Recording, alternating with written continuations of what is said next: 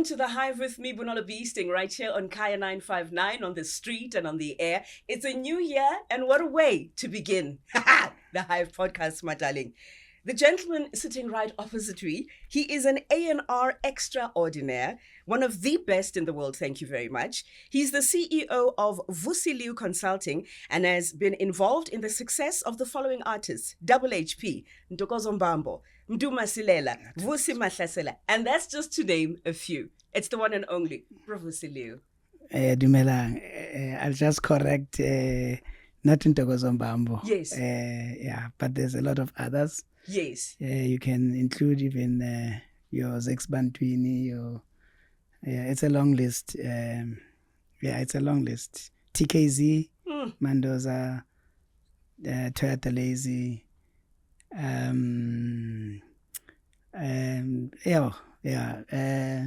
DJ Bongs in KZN. Yeah, we assisted in introducing DJ Tira. Yeah. We've been the soundboard for DJ Kent from when he started as a young man to give direction between him and his partner Dumi. I think their company is called 88 something. Yeah. Then TS Records as a whole. I think it's a lot. It's a lot. But also, we've had a blessing to also be able to contribute to some of our legends, that we found already in the industry. So I worked with Bra Ray in Ray Phiri's last solo album. Sis Brenda, a number of couple albums after Vulindlela, and but also there was that Coca-Cola collaborations project. So I was the head A&R there with the guys from like Zeno. I just forgetting their company at that time with Maria and them. Yeah. Then you had your Adila, the Coca-Cola pop stars. Wait, I'm going to interrupt you there, Bravos. Yeah. Do you know who they tell at Adila? I was actually at Coca-Cola pop stars. Serious? I'm telling you, because I remember Glenn was one of the judges. Yeah. Yes. And where did you go? Top 60. Or? No, it was in Johannesburg, yes. As a student? No. I'm lying. It was in the Free State. Okay. Because remember, Adila had that lady from Kilmalelina High. She was from Bloemfontein. Yeah. Yes. Yeah. Yes. Yeah. Okay. Yeah. Oh, so, man. Yeah. So, but it's look, I think it's been a journey, an interesting journey. So it's been not only artists, it's obviously been helping other record companies, independent, black-owned record labels, like I say, Mayoni Records, 88, like I said, DJ Kent's. I managed 999 for many years back in the day. Actually, that's one of my early entries into the game. You've been in the game for quite a while. I think we've been around. Yeah. Being soldiers, if one was to call it. And there was another lady amongst other people. There's a lady like Bonolo. She used to sing before she got to radio, and I started working with her on Double HP albums, and part of those people included, we brought in Mirafe, like Morafe, Kulichana, and them. They came through the same Motswako project. Yeah, look, I think I've been blessed to be able to open up the industry, from a part like when you think that WHP rapping in Setswana, became national, and that's how Motswako was launched. Obviously we're not taking away from the guys like Boba Fitlile, you know, the guys that came before, you know. But I think through the WHP project, we were able to take Setswana to be national, and for people who sing in Setswana to know that they can sell records nationally. It's not only in a provincial part. Then we opened up the KZN, the Durban, that whole Durban. That area, yes. It used to be known as the Durban Kwaito movement. Or I mean, it wasn't really Kwaito only, but I mean, this is when we opened doors for, like I said, through DJ Bongs, I opened doors for a whole lot of young people who didn't have to come to Joburg to be successful. They stayed in Durban. That's why we had the industry. I mean, that's how I also signed a young man at that time, unknown, by the name of, today is known as Zex Bantwin. We called him Zakele at that time. And he had El Vovo amongst other artists. But I mean, before I did that,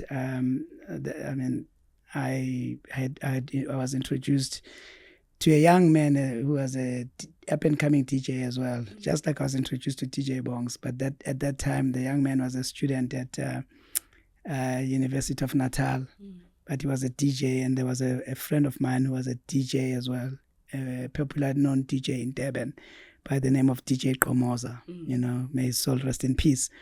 He introduced me to this young guy, and the guy obviously later got to be known as DJ Tira. And I think he has also contributed, you know. So yeah, it's a long list. It doesn't end there. I mean, I've touched the Limpopo province. I've contributed to Free State. I mean, Male. I signed Male in there. Like at that time, she was part of a group called Kaya. Excuse the pun, but it was two guys and one lady, yes. And that lady was Malay. We still, you know, we are still. I'm still a soundboard, to a whole lot of artists. Vusi, I want to take it back, way back. We know you in the industry as Vusi. I really know. Yeah? Yeah. Like, when did you realize, you know what? I like the entertainment industry. Because, I mean, when you think about it, there were eras where everybody was into accounting, doctors, and here you are. You decide, this is what I want to get. When did you realize that you love music? Look, I was born in that space, you know. Yeah. I have uncles who, for example, one of my uncles, Dodo Mokhotsi, had a band called Varukweru. Varukweru was made up of Bagiti Kumalo on bass. He was also a bass player, but there was Bagiti Kumalo. There was Vusi Kumalo on drums. On vocals, House Faith was on vocals. There was the late Zoli. Brazoli played later for like Bo House Yvonne Chaka Chaka and that. He was a lead guitarist. So look, so if it was in this era of people said to be celebrities, so that means from a young age I was around celebrities, you know. But look, great talent. I mean, all these guys have gone all to conquer the world. I mean, Vusi Kumalo is one of the best drummers in the continent and probably in the world, you know. So that's where I started my music. When they were rehearsing, at some point I used to have martini, you know, like different sizes. Yes, and I started playing drums. And my grandmother, you know, somehow I always say, I think credit goes to my grandmother, you know, because at that early age, I used to, you know, ke kgoletse ko Mfulo. in Soweto. So there was Mfulo Park. It's a walk from Kohai, you know. In December, there was always like free concert of Mfulo Park. And there, I mean, you had all the best bands that were playing, you know, from Harare, and it was for free. So that's where the first, maybe Harare, yeah, I would say Harare, first time I saw them there. Besides that, I mean, I also stayed closer to A2 Cinema. So besides the movie side that we were watching without using refuse bags to close the windows.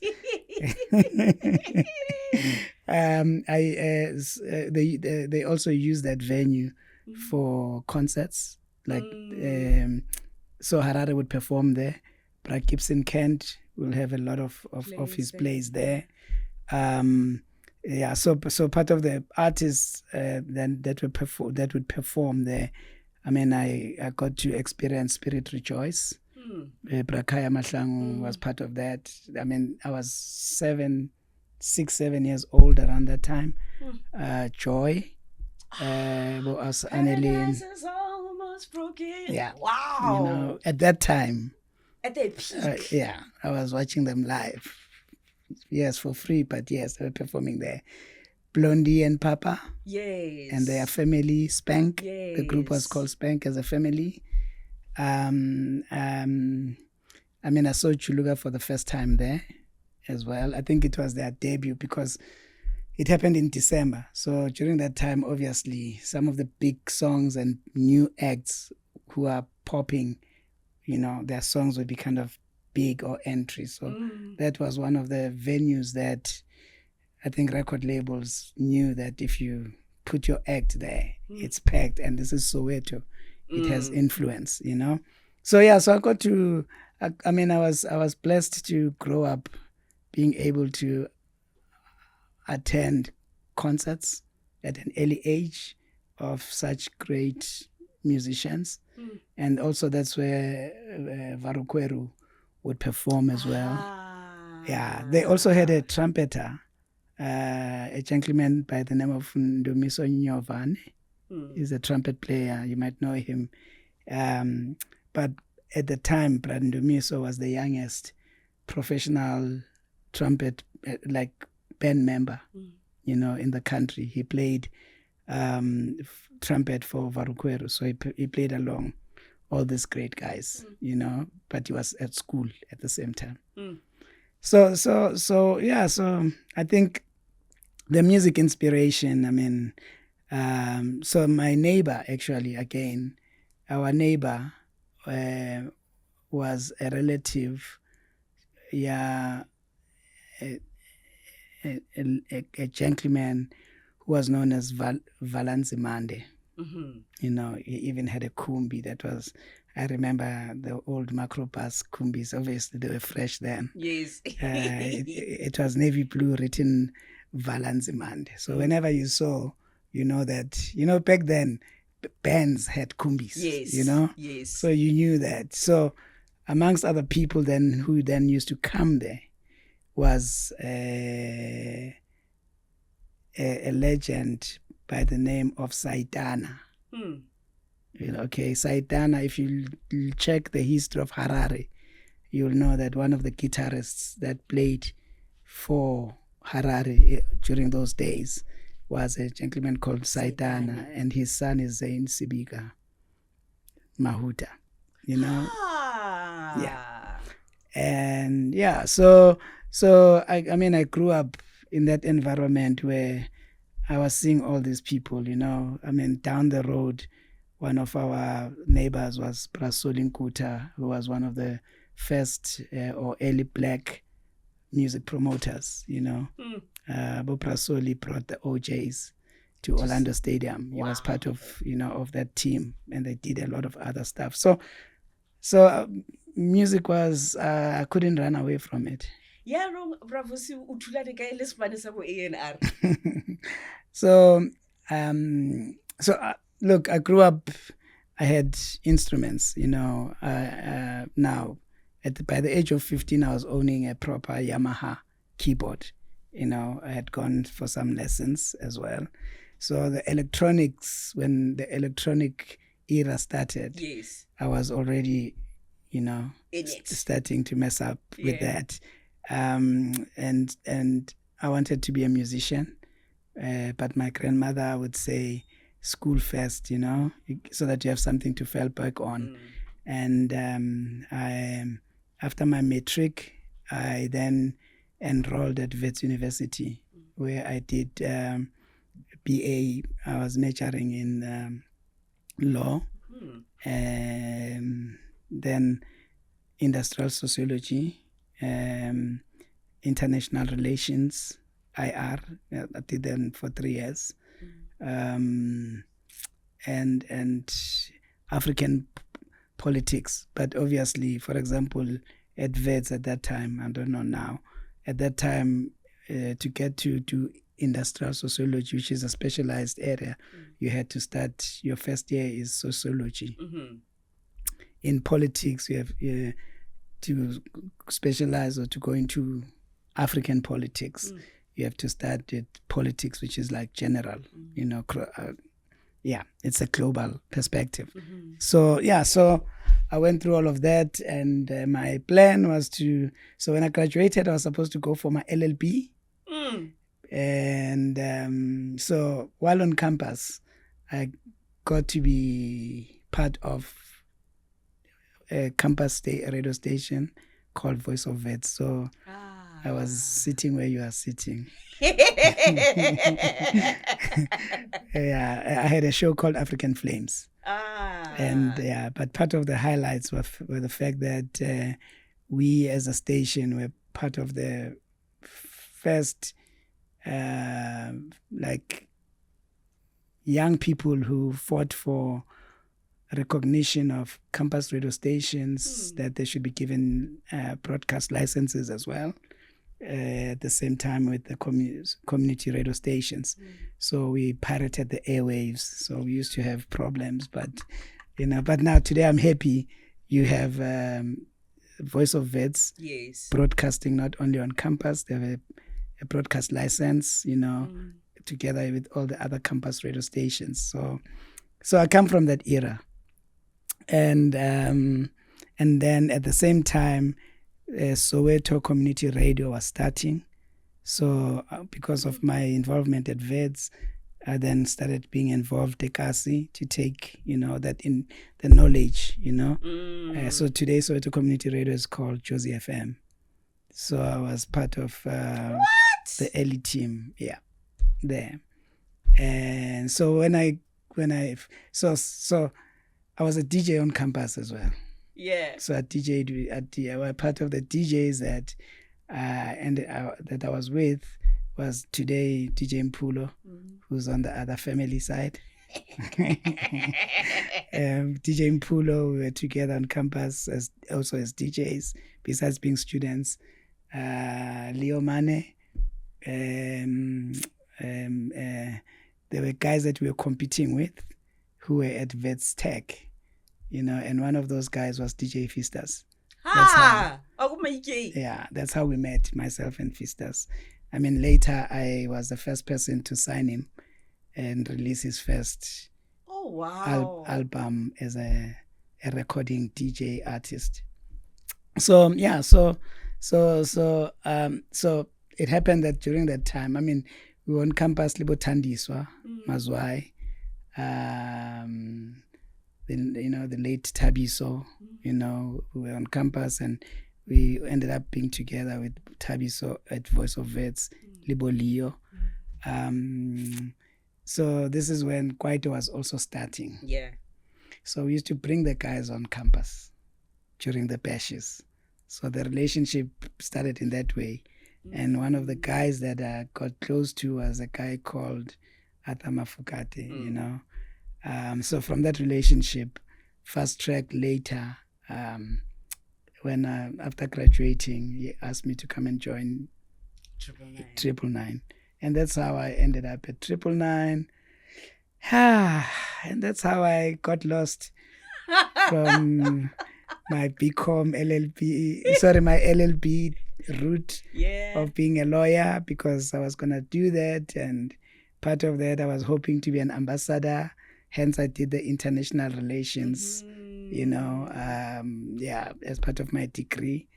Yeah, so, but I think my ambassadorship then ended up being in music, taking I think I have been able to assist in taking our South African music, to speak and represent us in different spaces and different parts of the world. Vusi, one of the things that I think is a A&R person, you have to be selfless.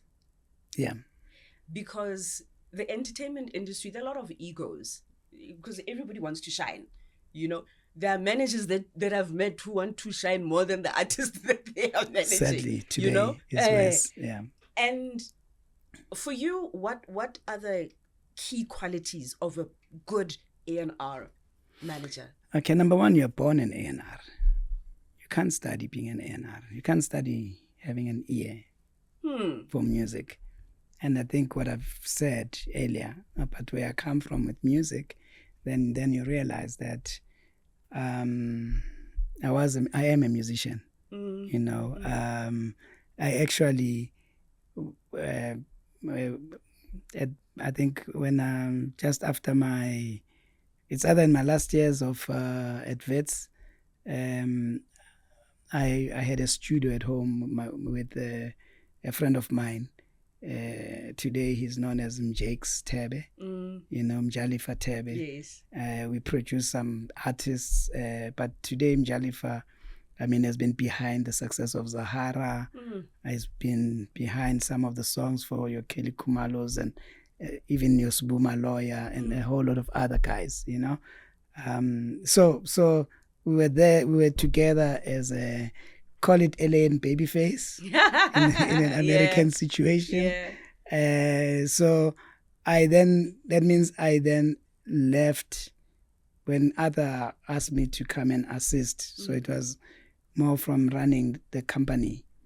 So that means I left them being a hands-on or musician to being an administrator, And I think from there it took me more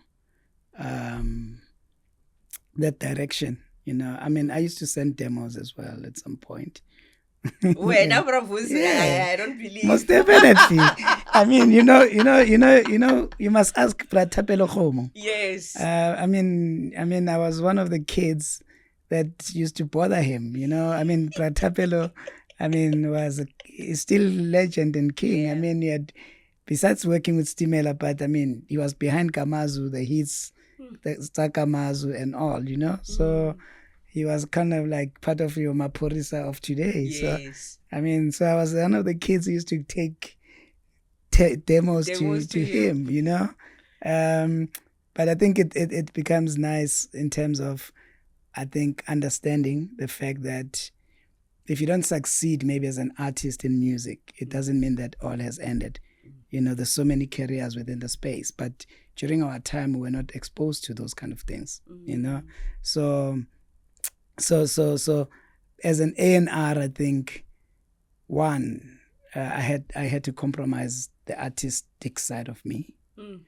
And two, when I came into the industry, there was things that I had picked up about some people who were, at that time, they were probably called talent scouts. Yes. Yeah. Which is A&R, of that generation before me, who actually some were not even composers or even producers, but because they were the people who can decide at the record company level whether you're getting signed or not, they will say to you, I'll give you a contract, but when you must tell Mahoa, Hore, I'm your producer.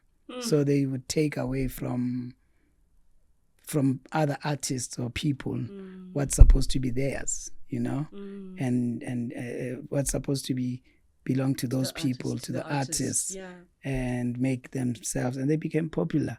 So I came in from a part of wanting to change that situation, Hence, somehow, I think I tried, because besides that I got to give so many people opportunities, there was no one that I said, for me to put you on, you must give me a percentage. You know, actually in a number of instances, I actually compromised my own royalties. Let me give an example. A song like Mikiting by Kabelo. Yeah. The whole idea was me. I gave him the tape and I said, "Go. This is the music. Go right to this." And he was with Tuli Tillis, the late. Yes, the late. Yeah. I said, "I'll give you a contract," because I gave him the contract for his solo career. Yes. You know. Yeah. Boga Two Shoes. Yeah. The Pantula for Life, that album. So I gave him that song and I said, go right and come back. We'll record the song. And I went and found, I had known Bra Godfrey Nzuza, who's one of the biggest hit makers, but people don't know. I mean, he wrote Ashi Samategi, like, for Ali Cat, Let the Good Times Roll, like Ali Cat's career. Messi Pakela's career, all the songs in Ndizogulinda were written by and produced by Bra Godfrey, you know, by Shisi Gomora, or, you know, like he was African one of the top, one of the top producers. So he's the guy who wrote and produced Let the Good Times Roll. So I went to him and I said, he was in he stays in Durban. So I brought him to Joburg and I said, I want to redo the song. He didn't know Kabelo at the time. And so I said, no, there's this guy, Kabelo, you know, from TKZ.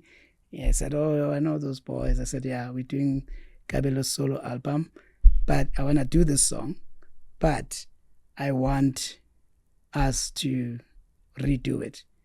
And I said, the DX7, because the keyboard that was used to record, especially that time in the 80s, those hits were made from DX7, a Yamaha DX7.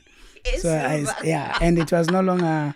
It has been discontinued. Yes, you know, So I said, but I want the same sound. You know, who played here? And he said it was a guy by the name of Bones Brittle.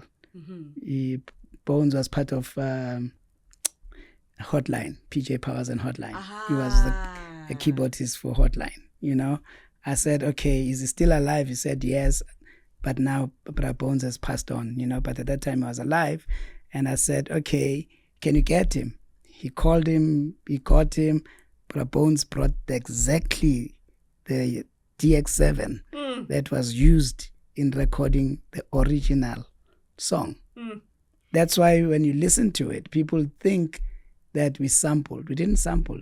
Replayed everything. From scratch? Yeah. Godfrey was a producer or co-producer of that song. Which Godfrey's the song? Goofy. Oh, Bilal. Yeah. So I'm only thinking now that actually that means there were two Godfreys in studio. You know, the original composer, Bra Godfrey Nzuza, and the younger hitmaker, Godfrey. So I then said, can we get Bra Ali Cat, you know? Bra Ali was alive as well, was still alive at that time. May his soul rest in peace. So he said, yeah, no, he's around in Tembisa. I said, okay, let's call him. So provided transport for the legend to come to the studio. Vusi! What? Cheryl, do you know that in this day and age, how difficult it is to own your... Okay, let's not even say in this day and age. Because now a lot of artists have got like way back then. Yeah, back then was, so all the albums from like Your Harambe, the whole catalog, Chaba, he owns it, which means the son owns it. Liano owns it now.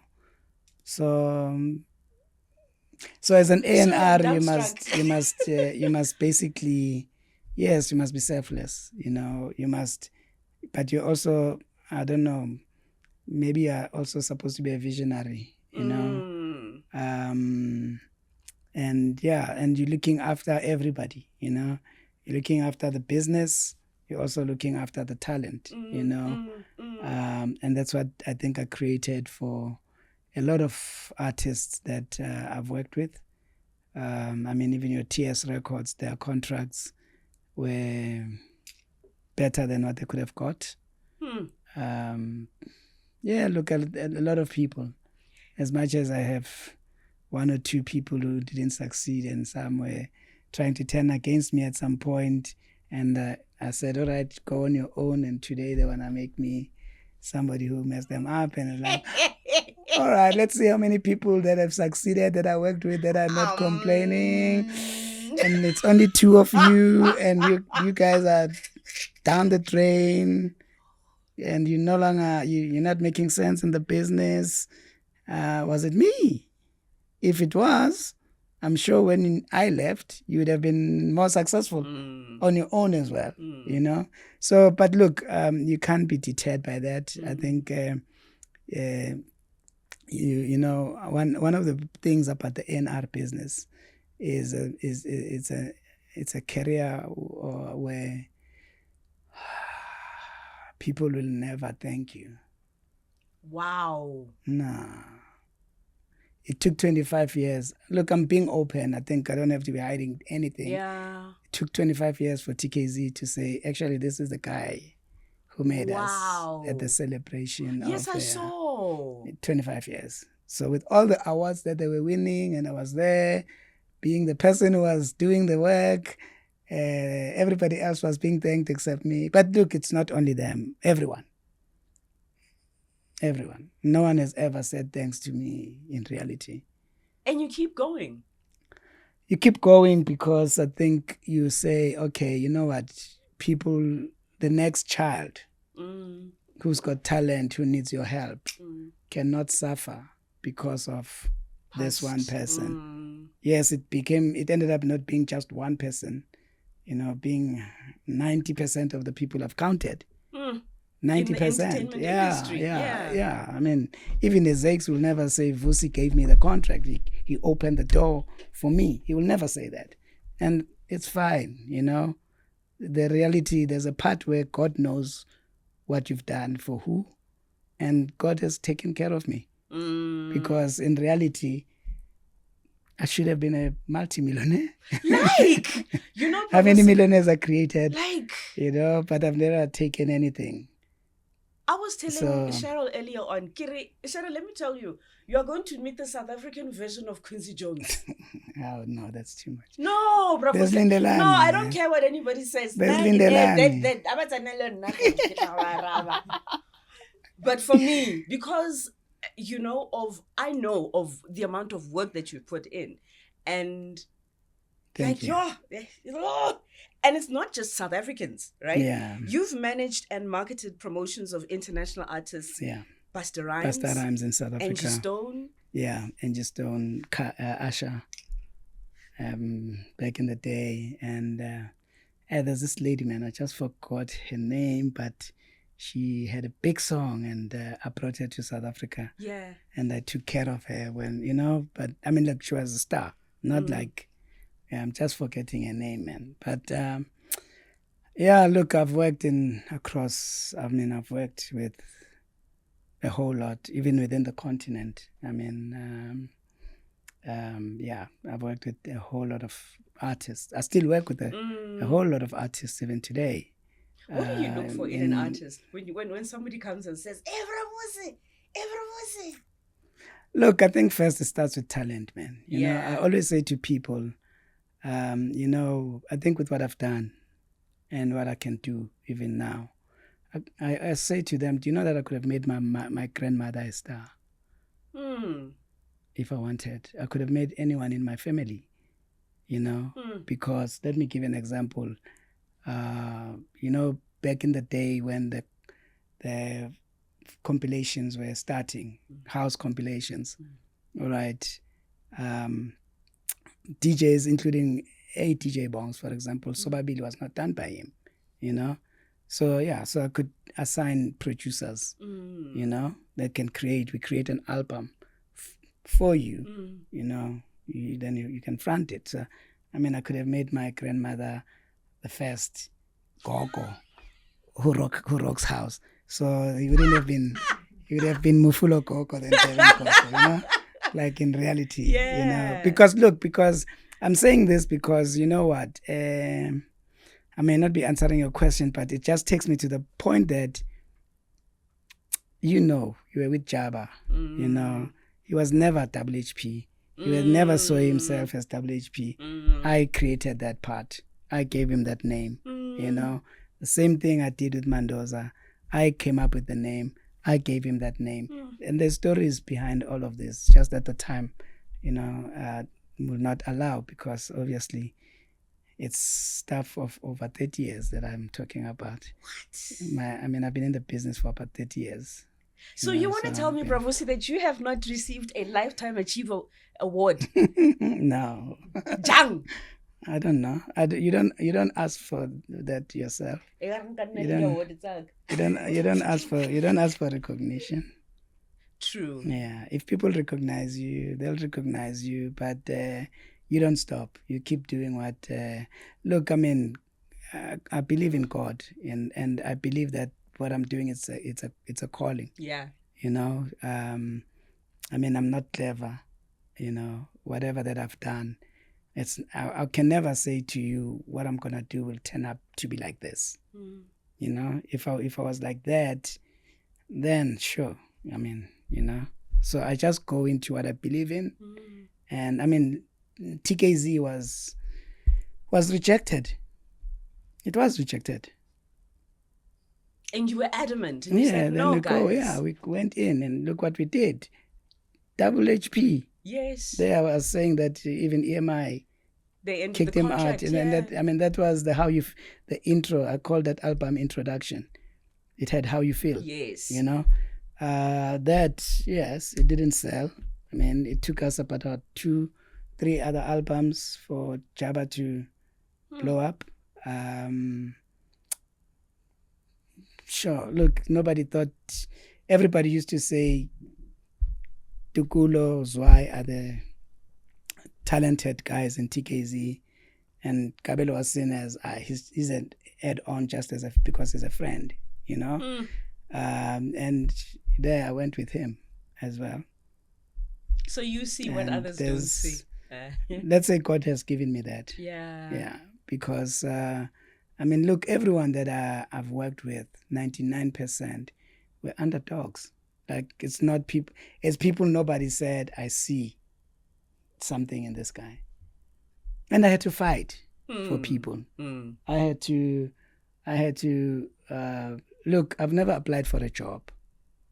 So that put me in a position where then I'm able to say to people, and look, I had some lovely bosses, because some of the things I did, I wouldn't have achieved them, you know, if they didn't support me, if they didn't allow me to do what I think I can do best, which was never guaranteed, you know, but they had to put the money. All right. So, I don't know. It's, what I'm just saying is, first it starts with talent, you know. If I hear that I feel what this person is doing, my mind starts doing things. So I vision everything, you know, and that's why when I go into it full on. And if it doesn't work, we've learned something, but it doesn't mean that we stop. We need to be like, okay, what didn't we do right? What can we change? Sometimes you are ahead. I've done projects that were ahead of their time. I mean, for example, there's a project when I put the guys together, then they came up with the name. They call themselves Bazwana Brass. All right, this is you know, the two guys that play brass for, I think, besides TKZ, but they do for Mafikizolo. Yes, and them. Is it the white guys? Yeah. Yes. I put them together with what's his name? Bass player. Why am I forgetting him? He's international. You know what I mean? Jimmy Mgwadi. Yes. You know, I put them together and we recorded them. They call themselves Bazwana. You must check out that album, Bazwana Brass. You know, I did that, but I also did, you know, what do they call themselves? Hey, I did a lot. I think I've done a lot. From an African opera or not opera. Yeah, you know, Given and them. You know, Given, the opera singer. This female, ne? No. The male. Yeah, male.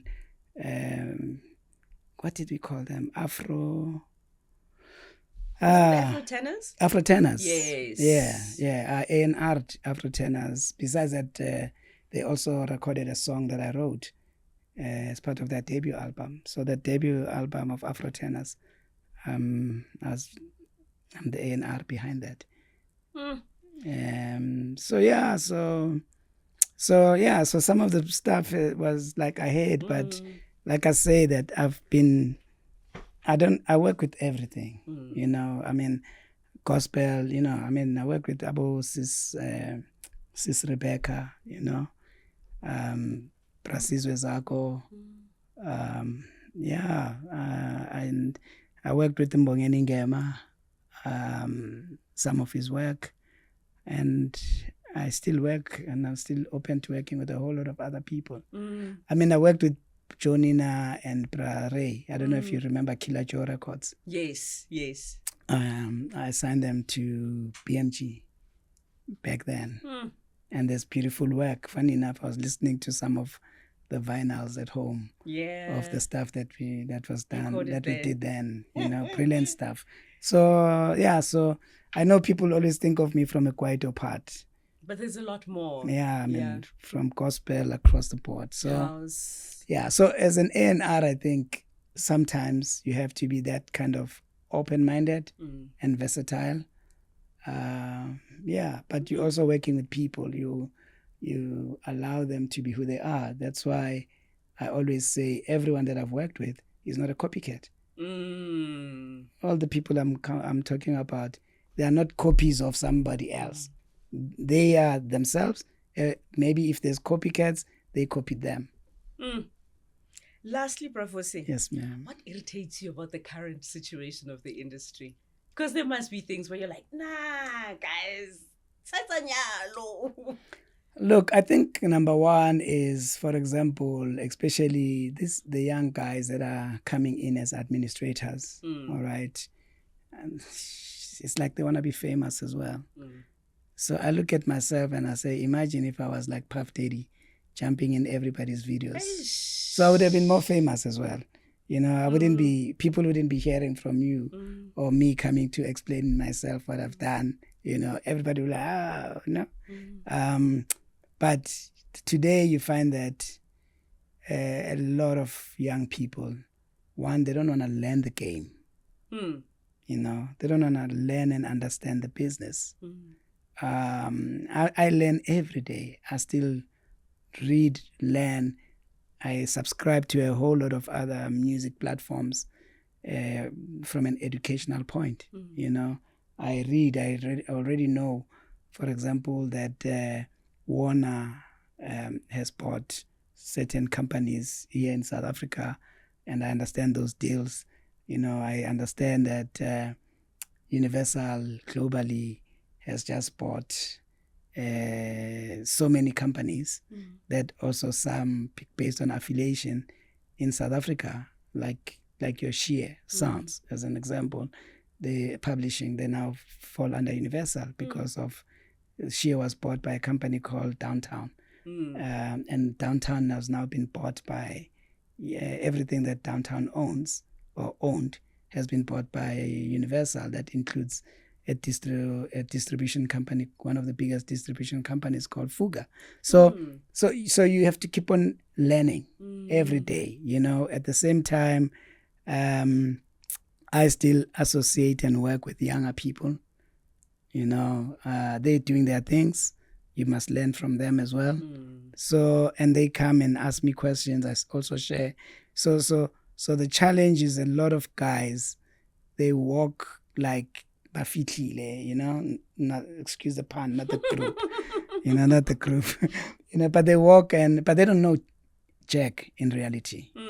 And they're leading careers, of these young people who made them managers, also maybe because they were friends, and then by association, they become managers, and then they become pompous. And they don't know anything. You sit with someone who's coming to negotiate a deal for their artist, you end up teaching them. Eish.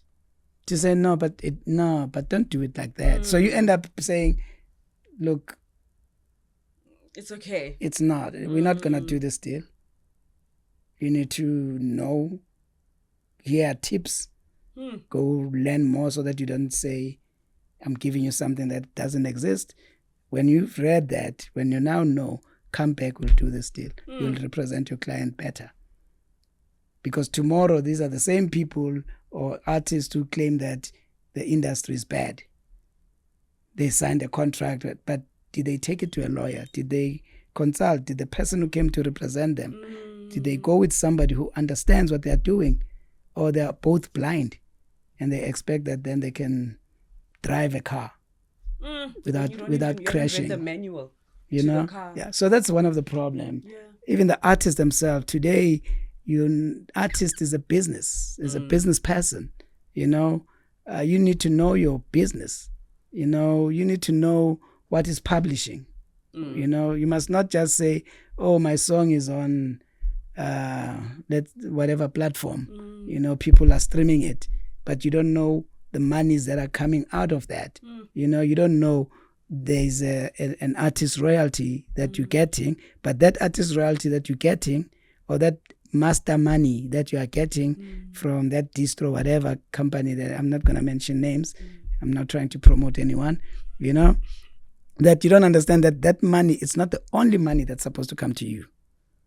There's the publishing money that gets paid to the publisher, all right? And to the songwriter, all right? So today the artists are owners of masters, like you were saying. They are the composers as well, all right? But they are only collecting this one stream, which is the master ownership money. They are not collecting their publishing money. And after a certain period, it's even shorter with digital platforms. You forfeit your money, Whereas with Samro, I'm not happy with it, but with Samro, after 3 years, if you didn't notify your work, you forfeit that money. So you could have the biggest song now, but you are busy running around the streets. Yes, you're making money from gigs, but you have not taken care of your publishing. 3 years later, or 3.5 years later, or 3 years, 1 day later, you only realize that, I was supposed to do this. Yeah. And I'm sure I've got millions sitting. And you go to Samro and you are told, unfortunately, 3 years ifedile maubani. Then you want to blame. I'm not saying that it's fair, because but you need to be educated. But so all I'm saying that artists need to educate themselves. It's not about the gigs. It's not about flossing with alcohol drinks, or going to Diamond Walk. This business is not about that, because later we are told that people need donations for the funeral. But you've got artists like your Black Coffee that are making money. What does it say about the industry? That means the industry's got money. Some of us don't, because we work as social workers. Where do I get paid? I've made people money. Yeah. Both record labels and artists. Yeah. I've made both people money. I'm happy for that. Happy for them. We've uplifted our people. But it's time for you. To what? Saga. The music industry has not taken care of me. Because I run a corporate communications company, and that's how I've been able to, Otherwise, I'll be also part of the list of people who are looking for donations. Vusi? Yes, ma'am. Thank you so much. We thank you. And on behalf of all of the artists who you have played a part in their lives, I want to thank you. Thank you so much. For being who you are and for making a difference in a lot of people's lives. For being able to stand by the underdogs, because there are a lot of underdogs in the industry, you know? And sometimes you just need that one person to shed a light into your life and everything changes. You're able to put food on the table, the most basic thing. You know, you're able to build a house for your grandmother type of situation, you know? So thank you, and thank you, bravos. No, thank you. Thank you. I'm humbled. Like I say, you know, there's a time when as a person you think people are going to say thank you. And with years going, you know, 1 year, 5 years, 10 years, 15, nobody says thank you. You accept it and you move on, because then you'll end up depressed and all of that. So I thank you for speaking on their behalf.